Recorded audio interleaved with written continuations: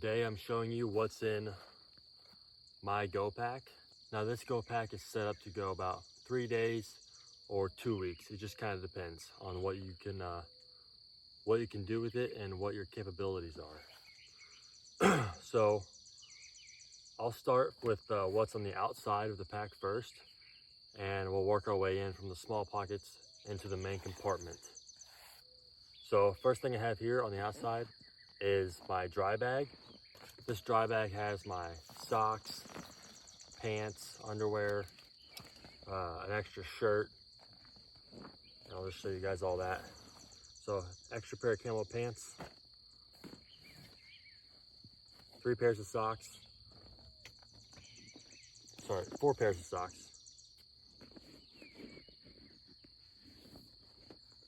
a shirt, and a pair of underwear.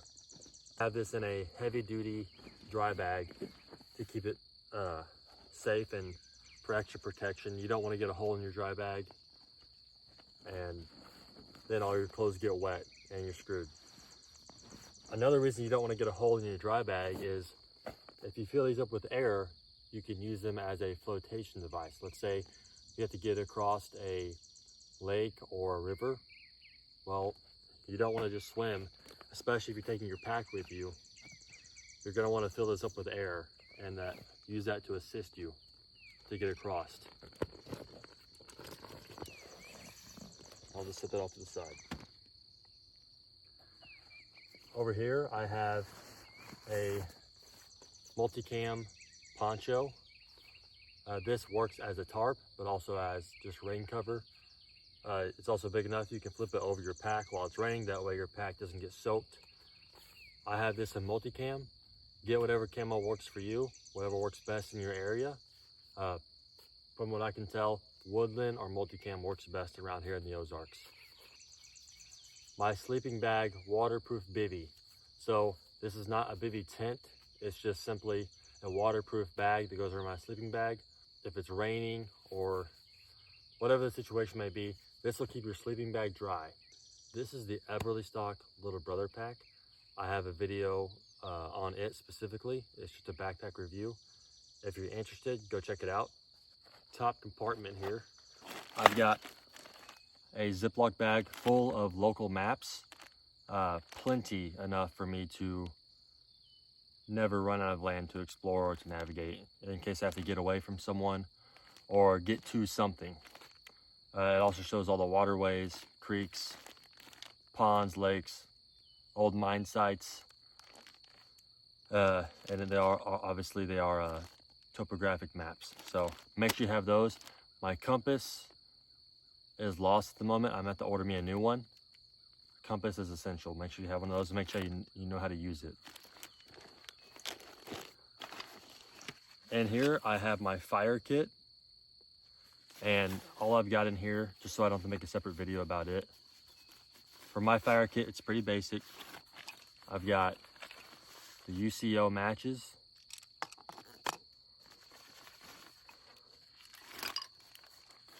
I've got 2 Bic lighters.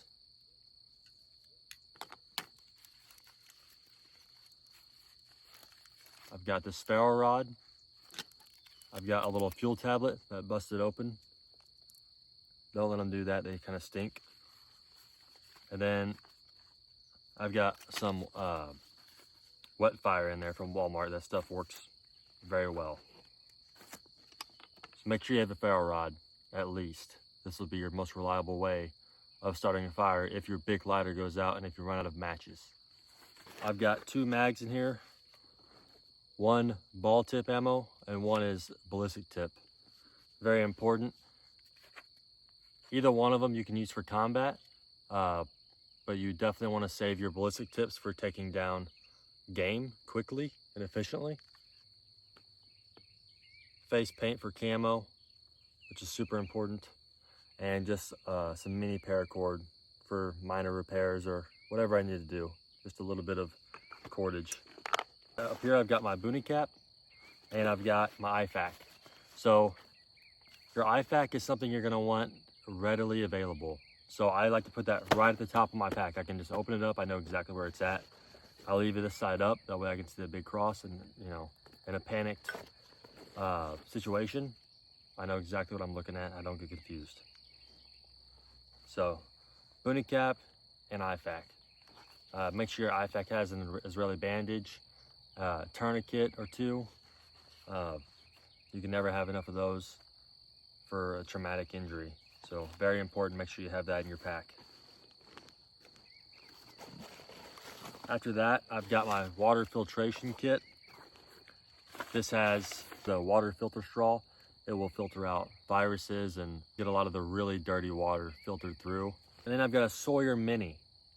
If you don't have one of these, they're like 20 bucks. Go pick one up from Walmart or on Amazon. Get 2 of them. I've drank right out of dirty ponds with this, and the water tastes just fine. And I've never gotten sick. And I've drinking out of plenty creeks, ponds. I've even drank out of a little puddle I found on a mountain in Colorado because didn't bring enough water when I was climbing a 14er. It's my first time, and I was getting really thirsty, especially after I took a wrong turn on the way down. So always good to have a water filter on you.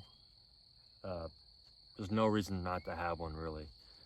Even if you're not, preparing for the apocalypse or whatever, a water filter is a good thing to have.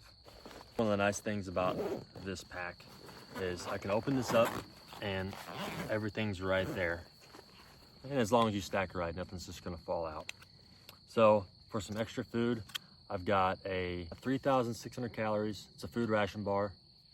Doesn't taste great, but it'll work in a pinch, and you'll be glad you have it if you end up being hungry, or when you get hungry. I've got a stainless steel water bottle, single walled. You cannot boil water in an insulated bottle or cup, whatever it may be. It'll explode, so don't do that. Make sure you have a single walled stainless steel container. Got it filled up with water. I've got 2 more just regular plastic water bottles, spring water. And then I've got 1 big 48-ounce Nalgene with full of water. And I can always get more of this with my water filter straw. And I've got 4 MREs. So the MREs are great. A lot of people say get Mountain House. I don't mess with freeze-dried food in my bug out bag because it's simply the way I have it set up. If you're just going for pure preparedness, sure, get Mountain House. It'll work great. I have Mountain House. I don't have it in my bug out bag. I could always add it in there though if I wanted to. What I like about these, you don't have to go and boil water to rehydrate your food. It's all already ready. It is heavier, but it's all ready. And you're not going to give away your position by trying to make a fire and get water heated up and all that kind of stuff. So that's one thing I like about MREs. Plus they have a lot of variety. So that's always good to have, and that boosts morale when you're in a crappy situation. I like the Mexican style chicken stew. That's my favorite one. Comes with tools. I have the silky saw in case I need to cut something down. I also have a survival knife, but that is on my chest rig. Got this set up in conjunction with my chest rig, and I'll show you a video of that right now. All right. And then I've got my Snug Pack. So I've got the Snug Pack Elite 3. It works pretty well. It's rated for 20 something degrees. So in Missouri, I can pretty much deal with that. That's why you're wearing pants, a jacket. You got your bivvy with you as well. You got to make shelter and all that kind of stuff. So you do what you got to do. In the wintertime, I would add, at least another fleece layer. If not, a whole different sleeping bag that's a little bit warmer. But I like this sleeping bag because it's very compact and fits right in my pack. I don't have to put it on the outside where it's going to get wet for sure. It's just very convenient, and it's nice and small. And it's Snug Pack. It's very good quality. I've got some dude wipes. One reason I have these is you gotta keep your butthole clean. So toothbrush with some toothpaste. So it's not fluoride free, but whatever. That's what I have in my go bag. It's not perfect. I'm always kind of working on a little bit. Usually I would keep more full mags in here, but using this with a chest rig, which has 8 magazines on it, as well as an extra fire starter, maps, compass, knife. And then I also have my axe, which my axe is kind of situation dependent. So if I think I need to bring it, I'll bring it. If not, I don't. So just kind of depends. An axe is noisy if you use it. So if I'm trying to keep people from tracking me or whatever it may be, whatever situation you're preparing for, you know, you have to design your pack around that. And that's what I've done here.